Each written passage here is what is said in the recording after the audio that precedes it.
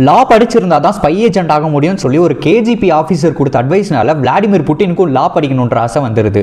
1970 18வது வயசில் அவர் Leningrad state யூனிவர்சிட்டியில் லா ஸ்டூடெண்ட்டாக ஜாயின் பண்ணுறாரு. ஸ்கூல் டைம்ஸில் ஸ்டடீஸில் ஒரு ஆவரேஜ் ஸ்டூடெண்ட்டாக இருந்தாலும் ஸ்பை ஏஜென்ட் ஆகணுன்ற ஒரு ஆம்பிஷன்னாலேயே யூனிவர்சிட்டி டைம்ஸில் அவரோட ஸ்டடீஸில் ரொம்ப ஃபோக்கஸ் பண்ணி எக்ஸலன்ட் ஸ்டூடெண்ட்டாக இருந்திருக்காரு. ஸ்டேட் சர்வீஸில் ஒர்க் பண்ணணும்னா கம்யூனிஸ்ட் பார்ட்டியில் இருந்திருக்கணும் அப்படின்ற ஒரு காரணத்துக்காக அவரோட யூனிவர்சிட்டிஸ் டைம்லேயே கம்யூனிஸ்ட் பார்ட்டியில் ஜாயின் பண்ணிக்கிட்டாரு. ஒரு சைடு ஸ்பை ஏஜென்ட் ஆகணுன்றதுக்காக எல்லா வேலைகளையும் புட்டின் பண்ணிட்டு இருக்கப்போ, இன்னொரு சைடு அவருக்கு அந்த கெப்பாசிட்டி இருக்கான்னு சொல்லிட்டு கேஜிபி ஆஃபீஸர்ஸ் இவர் அந்த 5 வருஷமும் மானிட்டர் பண்ணியிருக்காங்க. கோர்ஸ் முடிஞ்ச உடனே இன்டெலிஜென்ஸ் ஏஜென்சியில் இருக்கவங்களே டேரெக்டாக போயிட்டு உன்னோட ஸ்டடீஸ் இதோட முடிஞ்சிருச்சு, நீ வந்து கேஜிபியில் ஜாயின் பண்ணிக்கலான்னு சொல்லிட்டாங்க. அவரும் கேஜிபியில் போய் ஜாயின் பண்ண உடனே சோவியத் யூனியனோட கவுண்டர் இன்டெலிஜென்ஸ் டிபார்ட்மெண்ட்டில் செகண்ட் சீஃப் டைரக்டரேட்டுங்கிற போஸ்ட்டில் ஜாயின் பண்ணிக்கிட்டாரு.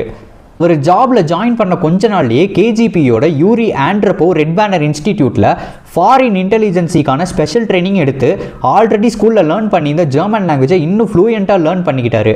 ஸ்பெஷல் இன்டெலிஜென்ஸ் ஏஜென்ட்டாகவும் மாறிக்கிட்டாரு.